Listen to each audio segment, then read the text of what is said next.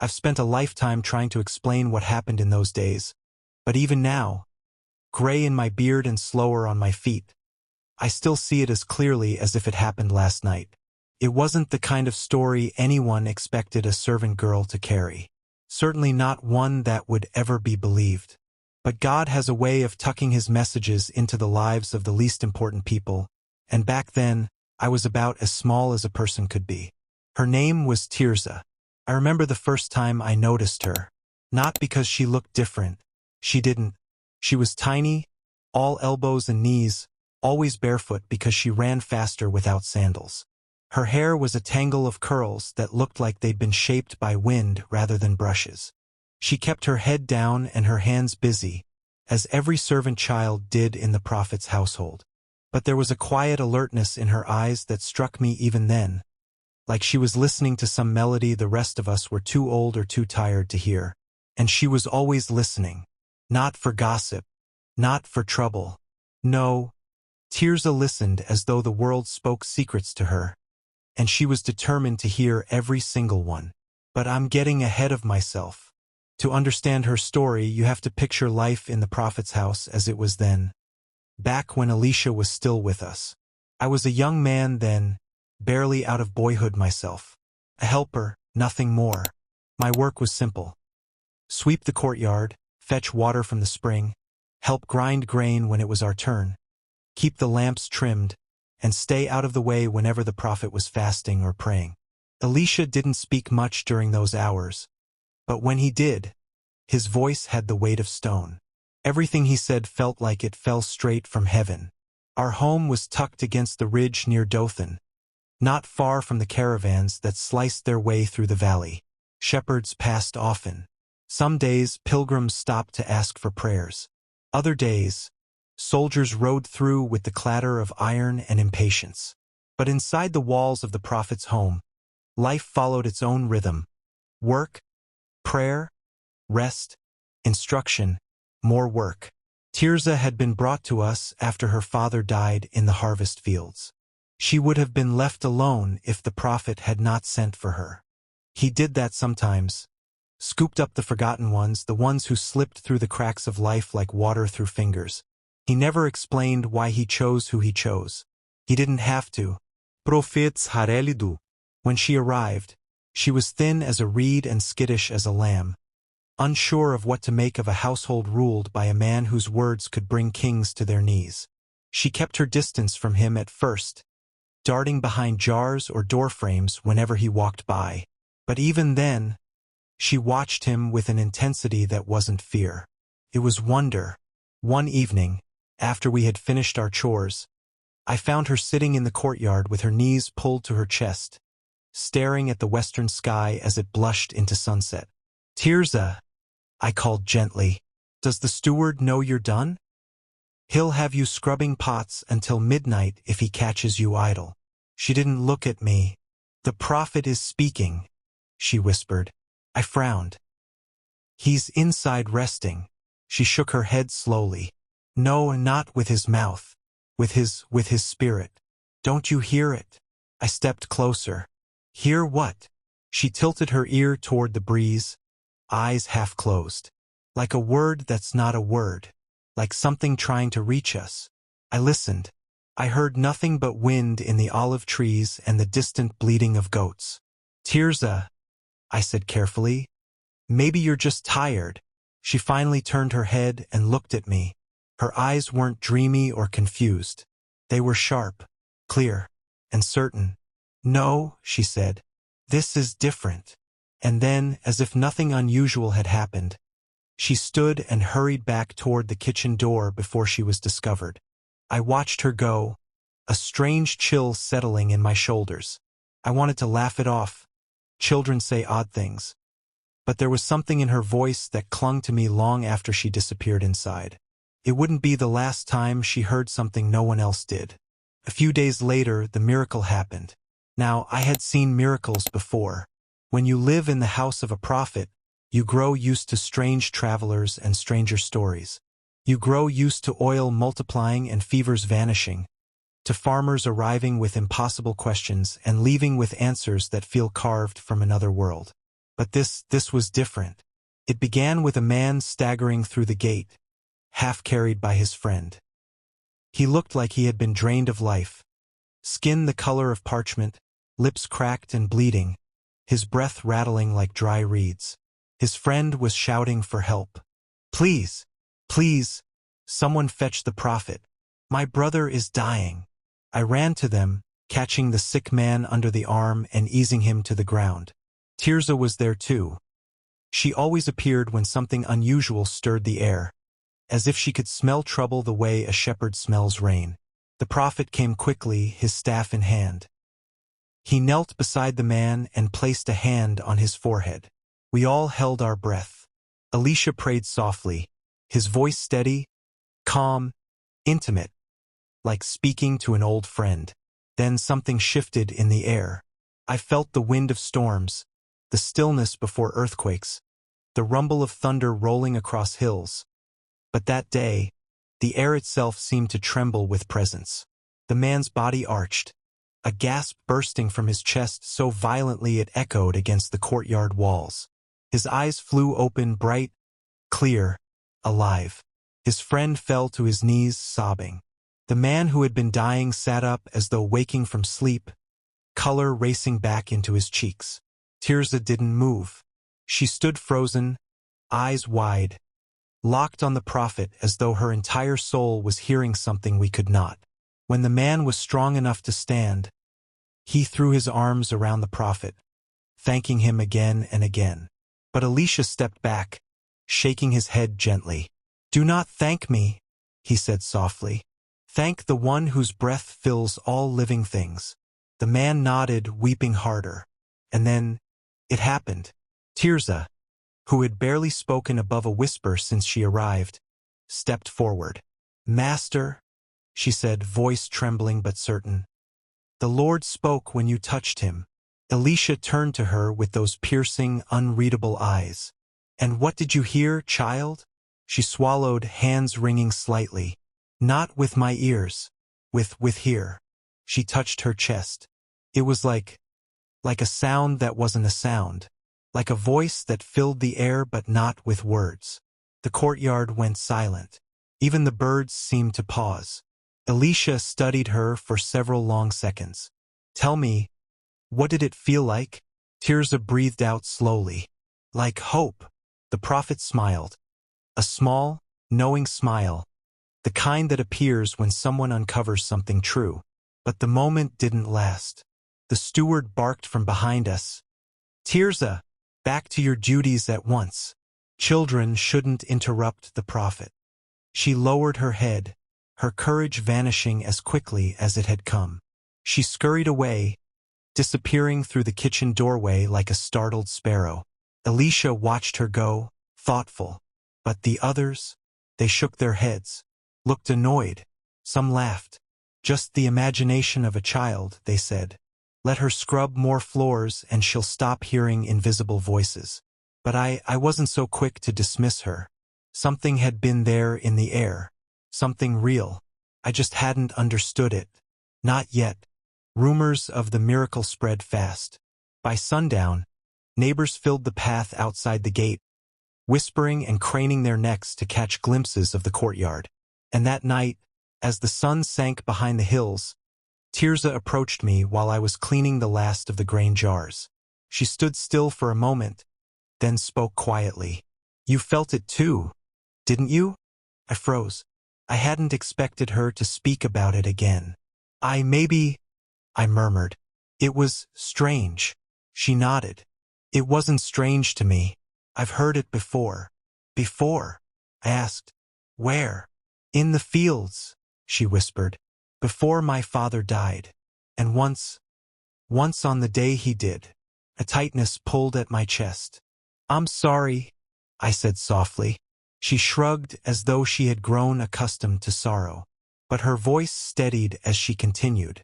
"When the prophet touched that man," she said, "it was the same feeling, like heaven bending close." I looked toward the prophet's room, where lamplight flickered through the cracks of the shutter. "Why do you think you hear it when we don't?" She looked down at her bare feet. "Because I listen. There was no pride in her words. No arrogance. Just a simple truth. A truth none of us knew what to do with. Weeks passed. Life settled back into its rhythm, but Tirza was different. She still scrubbed pots and gathered firewood, but her eyes wandered to the hills more often. She paused in the middle of chores, head tilted as if catching faint melodies. The steward scolded her for daydreaming. The older servants whispered that the girl was odd, perhaps touched in the head. But one day at dawn, when she was drawing water from the spring, she heard it again. And this time it wasn't a whisper. It was a warning. She ran back to the courtyard, breathless, her small hands shaking, water splashing from the jug slung across her shoulder. "Something's coming," she gasped. We all stared. The steward snapped at her to slow down, but she didn't. "Please listen. The Lord is speaking again. Something terrible is coming." No one took her seriously. A servant girl? Predicting disaster? The steward rolled his eyes. One of the older women muttered that children shouldn't make up such things. And when Alicia didn't appear immediately, the household lost interest. But the next morning, soldiers appeared on the ridge. Not ours. Not friendly. A raiding band from Aram, armored and swift, riding hard across the valley straight toward us. Panic shot through the household. Women cried out. Men scrambled to bar the gates. I ran to find the prophet, shouting for him as fear knotted my stomach. Alicia emerged calm as always, his face unreadable, his steps steady. Behind him, in the shadows of the doorway, stood Tirza, small, solemn, and unsurprised, because she had heard it first. If you've never seen an Aramean raiding band crest a ridge at full gallop, count yourself blessed. There's a sound that comes with them, a deep, rolling thunder of hooves and armor that clutches the lungs of every man who hears it. Even now, when I close my eyes, I can feel that same old chill crawl down my spine. The soldiers poured over the hills like a dark tide, shields flashing in the morning sun, spears angled forward. There must have been 50 of them, maybe more. I was too shaken to count. They were moving with purpose, straight toward us, and we all knew these were not casual travelers asking for water. These were men who took whatever they wanted and left ruin behind. My hands trembled as I ran to bolt the inner gate, but the wooden beams felt thin against the thought of steel. "Prophet!" I cried breathlessly as Alicia stepped out into the sunlight. "What do we do?" But Alicia didn't answer me. His gaze was fixed on the horizon, calm, steady, unshaken. Behind him, Tirza clung to the doorway, wide-eyed but not frightened. Not the way the rest of us were. There was tension in her small body, yes, but it wasn't the trembling panic of a child. It was more like awareness. She was listening again, listening to something no one else could hear. The rest of the household erupted into chaos. Women hurried to gather children. Servants dashed inside to find hiding places. The steward barked orders that no one obeyed long enough to remember. I reached for Tirza's arm. "Come on, we have to hide you." She pulled back. "No," she whispered. "We have to stay with the prophet." "Tirza, they'll take you if they see you." But she shook her head. "No. "The Lord is here." She said it with such quiet certainty that my argument fell apart before reaching my tongue. I turned back toward the courtyard, heart pounding. Alicia lifted his staff and walked straight toward the outer gate. "Master!" I shouted, chasing after him. "Please, we can't face them alone." But he simply raised his hand, and somehow that single gesture dissolved the panic surging in my chest. His eyes were distant, like he was watching something far beyond what human sight could reach. "Tirza," he said without turning. "Stay close." And she did. The Arameans thundered closer. Dust rose in thick clouds around their horses' hooves. Their battle cries shook the valley. The others huddled in corners or crouched behind walls, praying in ragged whispers. But Alicia stood in the open courtyard, tall and still as a tree rooted in stone. A captain at the front of the raiding band leaned forward in his saddle, scanning our home. "There," he snapped. "Take the prophet. The king wants him alive." Alive. That was worse than death. Much worse. A living prophet made a splendid tool to parade before idols. Before I knew what I was doing, I stepped in front of Alicia, my heart pounding so hard I felt it in my teeth. It was foolish. Death would come quickly for someone like me, but fear and loyalty are strange cousins. But the prophet placed a steady hand on my shoulder. "Do not be afraid," he said softly. Easy for him to say. He turned his gaze upward then, toward the hills that framed the valley like dark sentinels. Tirza followed his stare. I did too, breath frozen. At first, I saw nothing but sunlight rippling across the slopes. Then, something else. A shimmer. A glow. Like heat rising from stone, except stronger, brighter, alive. Shapes flickered in the light. Movement where there should have been stillness. And then, fire. Not ordinary fire, this was fire that stood. Fire that radiated in the shape of horses. Fire that clung to figures too large, too fierce, too radiant to be human. Chariots blazed atop the hills, their wheels spinning with light. Warriors of flame lined the ridge, standing shoulder to shoulder in ranks so wide they seemed to stretch beyond sight. My knees turned to water. Oh God!" I whispered. Alicia smiled gently. "Those who are with us," he said, "are more than those who are with them." I wanted to shout for joy, to weep with relief, to fall on my face, but my body wouldn't move. The sight held me captive. It was beautiful and terrible all at once, like staring at the sun for too long. Then I heard it, a soft gasp. Tirza was staring at the vision, not with awe, not with fear, but with recognition. Her lips parted. "I hear them," she breathed. Alicia turned toward her slowly. "What do you hear, child?" She placed a hand over her heart. The same sound from before. The hum. The breath of heaven. Her eyes glistened, not with terror, but with something I can only describe as joy. Alicia rested a hand gently on her head. "The Lord has opened your ears, little one," he murmured, "just as he opened my servant's eyes." I blinked. His servant? He was talking about me. And in that instant, the truth hit me like a blow to the chest. Tirza had heard before she had seen. Her gift wasn't a vision entering by sight. It was revelation entering by spirit. But there was no time to dwell on it. The Arameans thundered into the valley, closing the last stretch of distance. Alicia lifted his staff. "Strike this army with blindness, O Lord," he said calmly. And just like that, it happened. Not darkness, not empty eyes, but confusion. Sudden, absolute confusion. The soldiers reined in their horses, spinning in circles, shouting, disoriented, unable to recognize where they were or who stood before them. They weren't blind to light, they were blind to truth.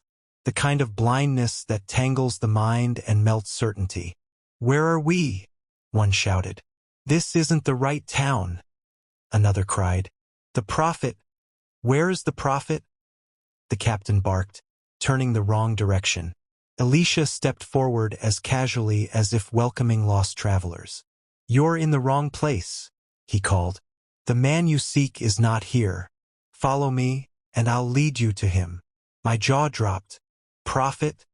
I whispered urgently. "We can't. We shouldn't." But Alicia was already turning toward the road, and the entire confused Syrian battalion, 50 armed men, fell into line behind him like obedient children. Tirza tugged on my sleeve. "We have to go with him," she whispered. I don't know why I listened to her. Maybe it was fear. Maybe it was shock. Maybe it was that same strange certainty she carried in her voice whenever she spoke of things she shouldn't know. Whatever it was, she and I followed right behind the prophet as he led that blinded army away from our home. And the chariots of fire glowed silently on the hills until we rounded the bend and lost them from sight. The walk to Samaria took most of the morning. The soldiers stumbled and muttered behind us, confused and angry, but unable to break free of the haze that clouded their senses. I kept glancing over my shoulder, expecting them to snap out of it and run us through. Tirza walked beside me, barefoot as always, her small fingers clutching the fold of my tunic. "Are you afraid?" I asked quietly. She shook her head. "The voice is still here." "What voice?" I whispered. She looked up at me with those wide, earnest eyes. "The same one from the courtyard. It's like the air is full of it, like it's telling me this is right." I swallowed hard. That was when I realized something terrifying and wonderful. Tirza wasn't following Elisha because she trusted him. She was following because heaven was speaking directly to her. By the time we reached the gates of Samaria, a crowd had formed on the walls. Soldiers, merchants, curious onlookers. The king himself came rushing down the steps, breathless and wide-eyed. "Elisha," he cried, "why have you brought them here? These are our enemies." Elisha didn't stop walking. He guided the Arameans straight into the city square, the king trailing behind him like a frantic rooster. Finally, when the last soldier had shambled into the open courtyard, Elisha raised his staff. "Lord," he said, "open the eyes of these men." And just like that, clarity returned. The soldiers froze, looked around. Realization dawned slowly, then violently. They were inside the capital of Israel, surrounded, weaponless, hopelessly outnumbered. Some reached for swords that were no longer on their belts. Others sank to their knees. A few simply stared at the prophet in pure disbelief. The king of Israel spun toward Elisha, breathless with excitement. "My father," he exclaimed, "shall I kill them? Shall I kill them now?" I remember how Elisha turned his head, locking eyes with the king. His voice was calm, almost gentle. No. "Would you kill those you captured with your own sword?" He shook his head. "Set food and water before them. Let them eat and drink. Then send them home." A murmur rippled through the crowd. "Kill them? Yes. Feast them? Never." But no one argued with a prophet, not one who could blind armies and call down fire. A banquet was prepared. The Arameans sat in stunned silence as they were served bread, figs, roasted lamb, cool water. Tirza watched from behind my shoulder, her eyes soft with compassion. "They look scared," she whispered. "They should be," I muttered. "No," she said, shaking her head. "Not of us. They're scared because they've seen something they can't explain." I didn't know what to say to that. She was right, of course. She usually was. That evening, the prophet dismissed the soldiers, who left Samaria dazed and bewildered, and deeply humbled. And for a long time afterward, raids from Aram stopped entirely. Most of the household forgot Tirza's warning. They remembered the miracle, sure, but not the child who predicted it. Children are easily dismissed, especially when their gifts unsettle the comfortable order of things. But Elisha didn't forget. Late one afternoon, not long after those events, the prophet called me to him. "Bring Tirza," he said. "I wish to speak with her." I found her in the courtyard, quietly washing a basket of figs. When I told her Elisha wanted her, she almost dropped the whole basket. "Did I do something wrong?" she whispered. "No," I said gently. "I don't think so." She wiped her hands on her tunic and followed me inside. Elisha was seated near the window, the golden light of the afternoon spilling across his face. He motioned for her to come closer. "Tirza," he asked softly, "how long have you heard the whisper of the Lord?" She hesitated. "Since before my father died." Elisha nodded slowly, as if confirming something he had long suspected. "You have a rare gift, child. Not sight as some prophets have. Not visions, but hearing. The stillness of God finds you easily." She stared at him, unsure what to do with praise she had never received in her life. "Do others hear it too?" she asked. Elisha smiled gently. "Some. but few with such clarity. "Why me?" she whispered. The prophet reached out, lifting her chin so she met his eyes.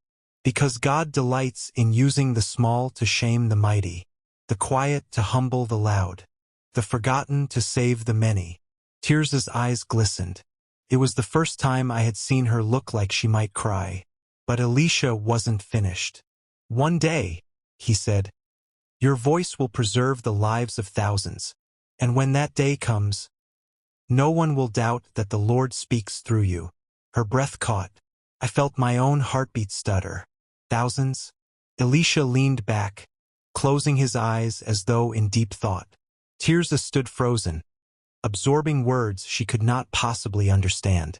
After a moment, he opened his eyes again, soft, wise, full of a sadness I did not yet grasp. "Listen for him, child," he whispered. "Tune your heart to the whisper, for when others fall silent, you must not." That was the day I realized Elisha wasn't preparing her for honor. He was preparing her for burden. The months that followed were quiet at first. Peaceful. Almost too peaceful.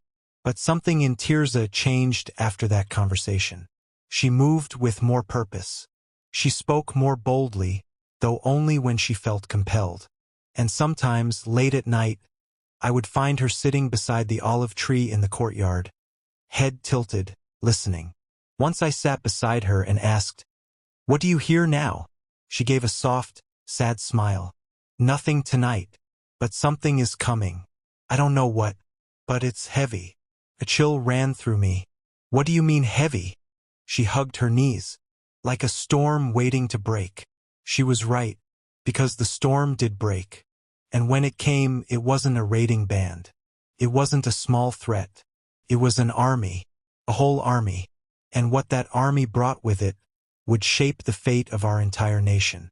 But at the center of it all, at the moment when death and hunger stretched their jaws over Samaria, when the city walls shook with fear and the king tore his clothes in despair, one small voice would rise with a message no one expected. Tirza's voice, the girl no one believed, the girl who heard the prophet's whisper, the girl through whom God would speak salvation to a starving city. I've lived a long life, long enough for memory itself to become a companion, sometimes comforting, sometimes cruel. But no matter how many years pass, nothing comes close to the months that followed the miracle with the Arameans. If I close my eyes even now, I can smell the dust of that season, thick as smoke, clinging to skin and tongue. The air had changed. You could feel it in your bones. Tirza felt it most of all. She wandered the courtyard with a nervous energy, listening for something that wouldn't speak, like a bird waiting for a storm not yet visible. Then the storm arrived, not with thunder, but with armies. The siege of Samaria began at dawn on the first day of the barley harvest. I remember because the sky was a pale blue, the kind that usually promises a peaceful morning. Merchants were opening their shops. Farmers were already in the fields. Children were chasing each other between stalls. Then someone on the northern wall shouted, "Horsemen! Thousands!" People ran to the battlements. I ran too, dragging Tirza behind me, my heart pounding. When we reached the top, the sight that met us sucked the breath from our chests. The Aramean army stretched across the plains like a black sea. Rows upon rows of soldiers, spears glinting, banners whipping in the wind. Not 50 men, not a raiding band, an invasion force. Their king had not forgotten the humiliation Elisha had dealt him. He had not forgotten the blindness, the feast, the peaceful dismissal. Pride is a vicious master, and now he came to crush Samaria under the weight of his fury. The gates slammed shut. The city braced itself. The siege began. Weeks passed. At first, we spoke of rescue, of miracles, of the God of Elisha striking down enemies as he had done in ages past. But as the months crawled by, faith thinned like watered wine. Food grew scarce, then rare, then impossible. The wealthy ate their donkeys. The poor boiled weeds. Children cried themselves to sleep on empty stomachs. Men grew gaunt, Women collapsed in the streets. I saw mothers press crusts of bread into their children's hands and pretend they weren't hungry, while their faces hollowed into shadows. And Tirza, small, quiet, listening Tirza, began to fade. Not physically. No, she still ate whatever little we had. But something inside her dimmed. She wandered the courtyard listening for God's whisper, but her face tightened with frustration. "I can't hear him," she said one night, voice small as a reed in the wind. "You will?" I murmured. But even I didn't believe my words. She turned her face upward. "Why is he quiet now?" I had no answer. Even Elisha was silent most days. He prayed often, pacing slowly across the room, staff in hand. But the city's suffering weighed heavily on him. I could see it in the lines etched into his face.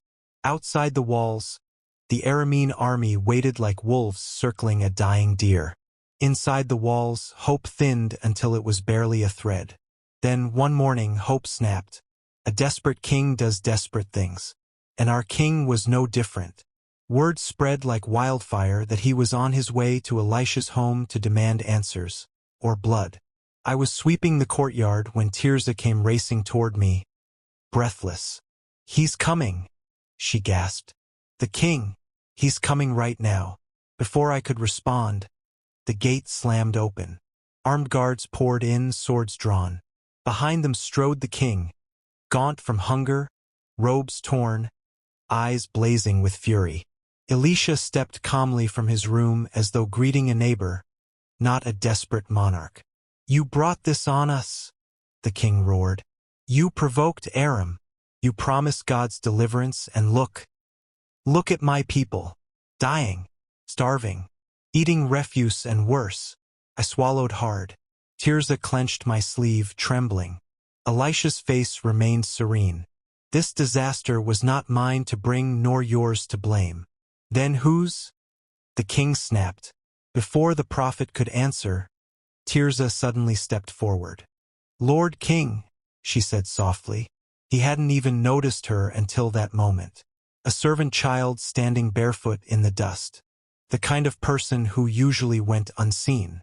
But her voice carried. Clear, strong, steady. Something in it made the king pause. "What is it, girl?" he demanded.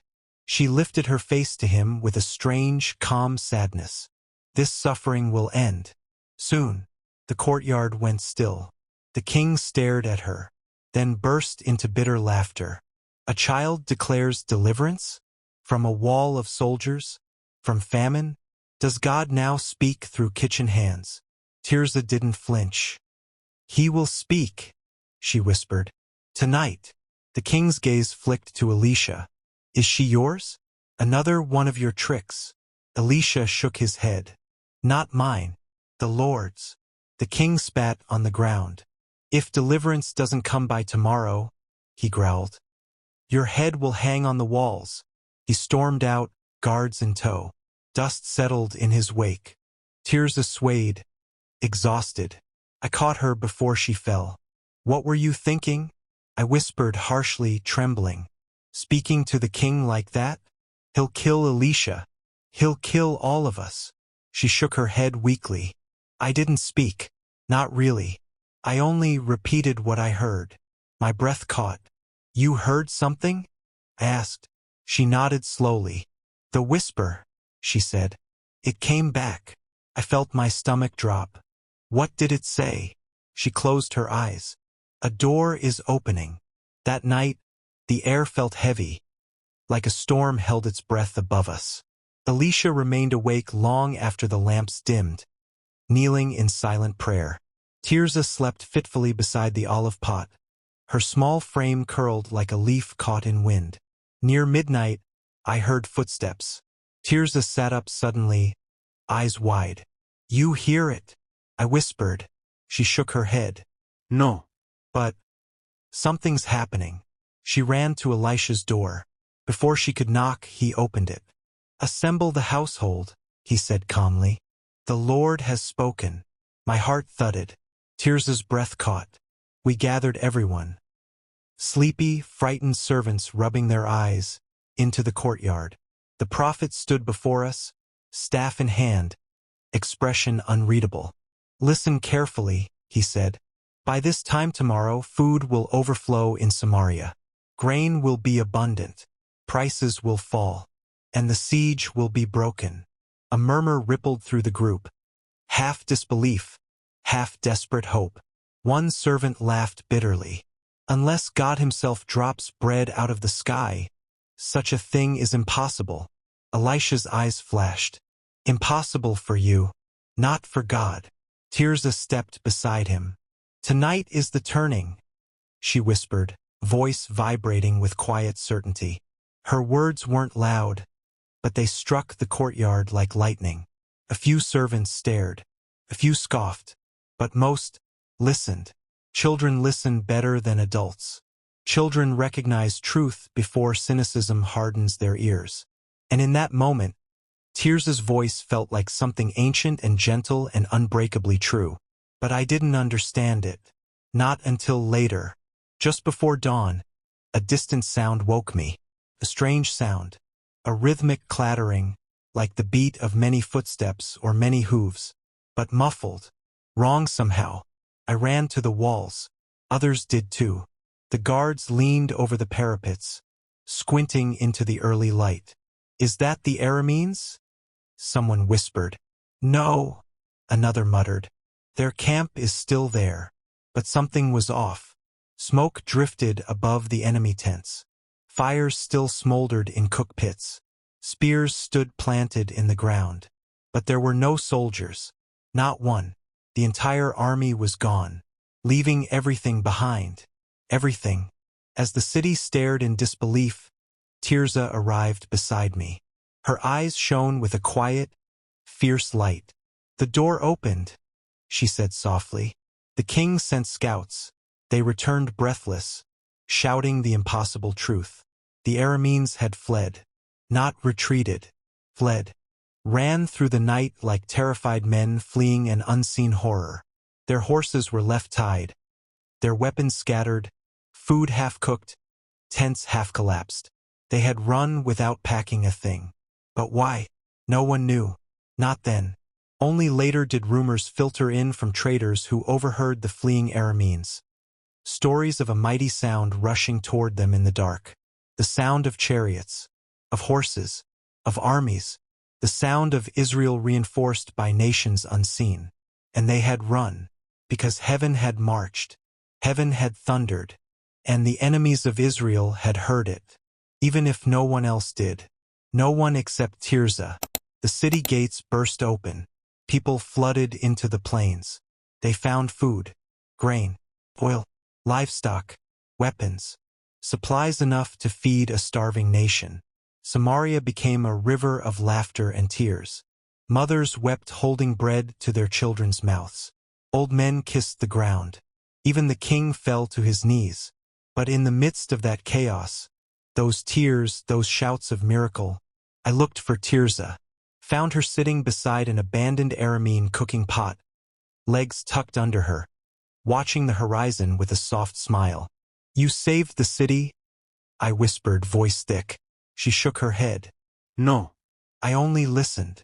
He sat beside her. "Then why did God speak to you?" I asked quietly. "You're a child, a servant. Why you?" She pressed her fingers into the dirt, drawing small circles. "Because children hear what grown-ups forget to listen for." Her voice was gentle, not proud, just honest. The wind shifted, stirring the grass. She closed her eyes and breathed it in. "He's speaking again," she murmured. A shiver ran down my spine. "What does he say?" She opened her eyes and smiled. Small, bright, full of peace. "He says he'll speak for as long as I keep listening." Years have passed since that day. Elisha is long gone to the place where prophets rest. Tirza grew into a woman whose name became known across Israel. Not because she sought it, but because the Lord kept whispering, and she kept answering. Some said she had the gift of prophecy. Some said she had the gift of discernment. But those who knew her best knew the truth. Tirza had the gift of listening. She lived quietly, loved deeply and spoke rarely. But whenever she did, the nation listened. Kings sought her counsel. Widows sought her comfort. Children sat at her feet, hoping to learn what she knew. And in her old age, she often told me, "The Lord's whisper never left. It just grew deeper." Now, as I sit here, gray-haired and slow, I tell her story for one simple reason. Because she was right. Children hear God more easily than we do. Not because God speaks louder to them, but because they listen without trying to explain him away. Tirza once saved an entire city because of that gift. Because she heard a whisper. Because she trusted it. Because she believed what the rest of us were too weary or too proud to believe. That God speaks. Even to the smallest. Especially to the smallest. And sometimes, those whispers save the world. The end.